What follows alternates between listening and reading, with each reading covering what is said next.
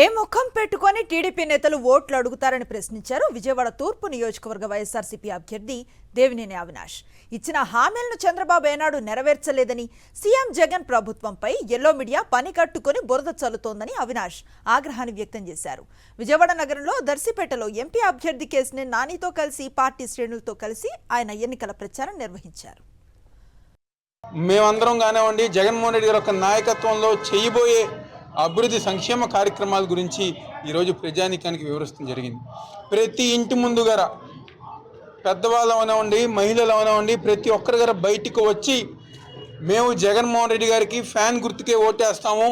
ఈ 5 సంవత్సరాల్లో గతంలో ఎన్నడూ లేని విధంగా గత ప్రభుత్వాల్లో గత ముఖ్యమంత్రిగా పనిచేసిన చంద్రబాబు నాయుడు కానివ్వండి, తెలుగుదేశం పార్టీ కానివ్వండి, ఏ ప్రభుత్వం చేయని అభివృద్ధి సంక్షేమ కార్యక్రమాలు ఈరోజు మా ప్రాంతంలో కేవలం జగన్మోహన్ రెడ్డి గారి ఒక నాయకత్వంలో జరిగింది అని చెప్పి ఈరోజు ఎంతో సంతోషం చెప్పుకుంటున్నాను.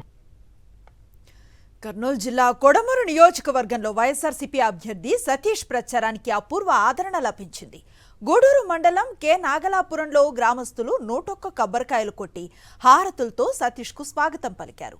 సీఎం జగన్ చేపట్టిన సంక్షేమ పథకాలను ప్రజలకు వివరిస్తూ ఆయన గ్రామంలో ఎన్నికల ప్రచారంలో పాల్గొన్నారు. ఇంటింటికి వచ్చి సంక్షేమ పథకాలు అందించే వాలంటీర్ వ్యవస్థ మళ్లీ రావాలంటే సీఎం జగన్ మరోసారి అధికారంలోకి రావాలన్నారు పొన్నూరు నియోజకవర్గ వైఎస్ఆర్సీపీ అభ్యర్థి అంబటి మురళి. పొన్నూరు పట్టణంలో పలు ప్రాంతాల్లో ఎన్నికల ప్రచారం నిర్వహించిన మురళి చేనేత కార్మికుల సమస్యలను అడిగి తెలుసుకున్నారు. వాలంటీర్ల వ్యవస్థను అడ్డుకునేందుకు చంద్రబాబు నాయుడు కుట్ర చేస్తున్నాడని ఆయన అన్నారు.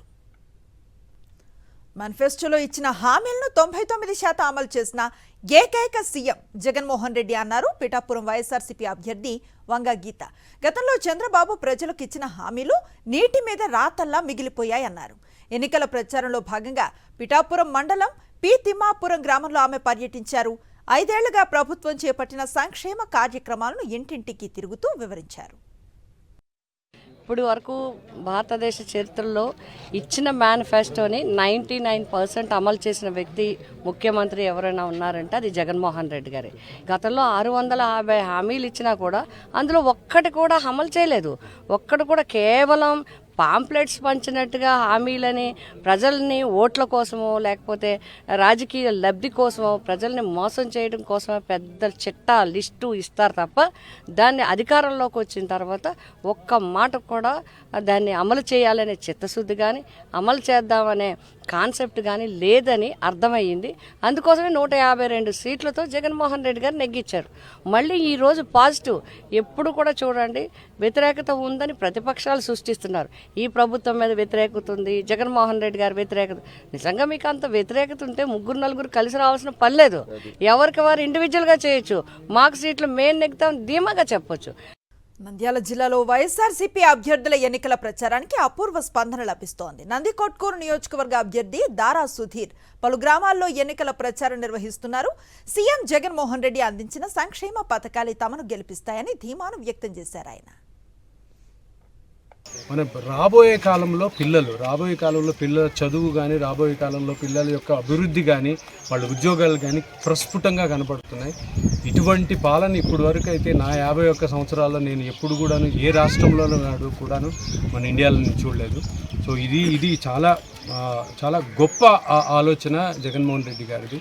సో అటువంటి స్పందన మనం ప్రతి మనిషిలోనూ చూస్తున్నాము, ప్రతి చోట చూస్తున్నాము, ప్రతి ప్రదేశం కూడా దానికి నిదర్శనంగా కనపడుతుంది ఈరోజు. ఎక్కడి నుంచో డబ్బు సంచులతో వచ్చిన వారితో ఓటర్లు జాగ్రత్తగా ఉన్నారని కోరారు విజయవాడ వెస్ట్ వైఎస్ఆర్సీపీ అభ్యర్థి షేక్ ఆసిఫ్. స్థానికులైతే ప్రజల సమస్యలు తెలుసుకునేందుకు నిత్యం అందుబాటులో ఉంటారని ఆయన అన్నారు. విజయవాడ వెస్ట్ నియోజకవర్గంలో ఆయన విస్తృతంగా ఎన్నికల ప్రచారాన్ని నిర్వహించారు.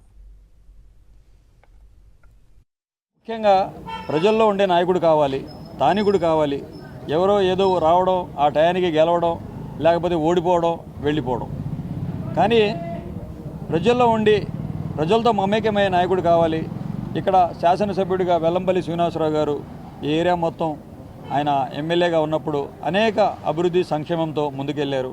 ఇక్కడ అనేక వసతులు కల్పించి ప్రజలందరూ చెప్తున్నారు, ఇంతకుముందు కొద్ది చిన్నపాటి వర్షానికే ఒక మోకాళ్ళ లోతు నీళ్ళు వచ్చేసి చాలా అవస్థలు పడేవాళ్ళం అయ్యా, ఈ రోడ్లు వేశారు, బాగా అభివృద్ధి చేశారని చెప్తున్నారు. మరి ఆలోచించండి, వైఎస్ఆర్ కాంగ్రెస్ పార్టీకి మద్దతుగా నిలవండి. అభివృద్ధికి సంక్షేమానికి చూసి ఓటేయండి అని చెప్పి మేము అడుగుతున్నాం. త్వరలో టీడీపీ దుకాణం బంద్ అవటం ఖాయమన్నారు ఎమ్మెల్యే గంగుల బ్రిజేంద్రారెడ్డి. పెన్షన్ల పంపిణీని అడ్డుకొని చంద్రబాబు అవాతాతలపై కర్కశత్వాన్ని చూపెట్టారని ఆయన మండిపడ్డారు. ఆళ్లగడ్డ నియోజకవర్గంలో సిరివెళ్ల మండలం గంగవరం గ్రామంలో ఆయన ఎన్నికల ప్రచారంలో పాల్గొన్నారు. బ్రిజేంద్రారెడ్డికి స్థానికులు ఘన స్వాగతం పలికారు.